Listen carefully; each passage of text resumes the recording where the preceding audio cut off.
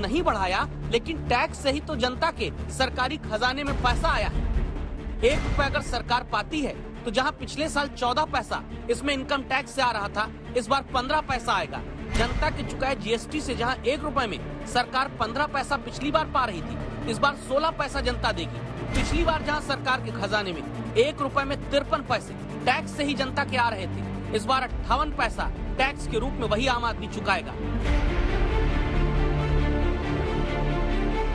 Tax भरता है आम आदमी, वो आम आदमी जिसकी कोरोना काल में या तो सैलरी बढ़ी नहीं या वेतन में कटौती हुई या फिर नौकरी ही चली गई। दोबारा कहीं नौकरी मिली तो बेहद कम सैलरी पर काम करना पड़ रहा है। और तब क्या टैक्स ना बढ़ाना ही आम आदमी के लिए वित्त मंत्री ने राहत मान ली? आपने कहा कि देखिए पिछले 2 साल से टैक्स नहीं बढ़ाया गया, तो क्या इसी को राहत माना जाए कि टैक्स नहीं बढ़ा है? नहीं, मैं सिनिकली जवाब नहीं दूंगी उसको। सिनिकली अगर देना है तो मैं बोलूंगी हाँ टैक्स बढ़ा नहीं है इसीलिए राहत है। नहीं, I am not saying that. बहुत सारे जो मिडिल क्लास का हुआ वो भी मिडिल क्लास के खाते पे डालिए ना।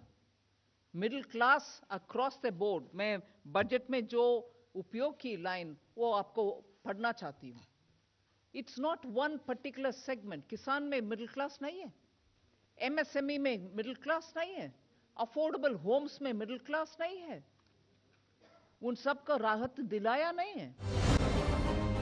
इतना सब कुछ मिडिल क्लास को दे दिया तो सरकार टैक्स छूट भी दे देती, वरना साल भर में 25 रुपए महंगा हो चुका प्रति लीटर पेट्रोल डीजल बिना उफ किए भरा रहा आम आदमी भी मिडिल क्लास का ही है। साल भर में 250 रुपए महंगा हो चुका सिलेंडर शांति से भरा रहा आदमी भी मिडिल क्लास का ही है।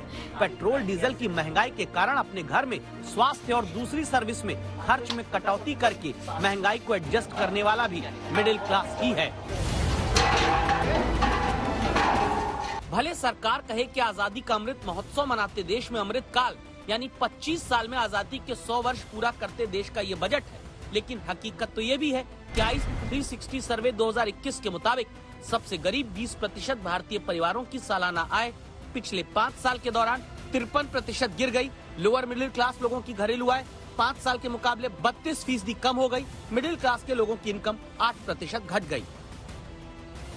ये एक क्रूर मजाक इस देश के लोगों के साथ है। गरीब की मदद के लिए एक शब्द बजट में नहीं है, रोजगार सृजन के लिए बजट में एक शब्द नहीं है, महंगाई पर नियंत्रण के लिए बजट में एक शब्द नहीं है, गरीब तक पैसा पहुंचाने के लिए बजट में एक शब्द नहीं है। बजट में किसी वर्ग को टैक्स रिलीफ देने के लिए एक शब्द नहीं है। लोक कल्याण को जैसे रद्दी की टोकरी में फेंक दिया गया हो। ये जो अमीर जिसको फायदा मिल रहा है इस सरकार की नीतियों की वजह से, जो मुनाफे बढ़ाते जा रहे हैं, इस पैंडेमिक में भी और अमीर हुए हैं, उनके ऊपर टैक्स डालकर उस पैसे को इस्तेमाल क्यों नहीं करते हो लोगों को राहत देने के लिए? कहने को तो सरकार की मोर अपेक्षा यानी जनता टैक्स भरे, इस पर आम आदमी खरा भी उतरा है, क्योंकि सिर्फ इनकम टैक्स की बात करें तो 2021-22 के बजट में आयकर से राजस्व हासिल करने में अनुमान सरकार का 5,61,000 करोड़ रुपए था, जो संशोधित होकर 6,15,000 करोड़ रुपए हुआ। इस बार सरकार ने जनता से इनकम टैक्स के रूप में 7 लाख करोड़ रुपए हासिल करने का बजट अनुमान लगाया।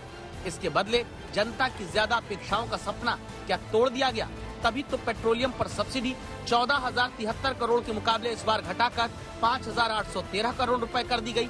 खाद्य सब्सिडी भी 2,42,836 करोड़ रुपए से घटाकर 2,06,831 करोड़ रुपए कर दी गई। इस तरह मोर इंफ्रास्ट्रक्चर, मोर इन्वेस्टमेंट, मोर ग्रोथ और मोर जॉब्स की नई संभावनाओं के सरकारी दावे वाले बजट में जनता more tax relief, more tax benefit, more subsidy, more महंगाई से मुक्ति की संभावनाएं तलाशती रह गई। आज तक ब्यूरो।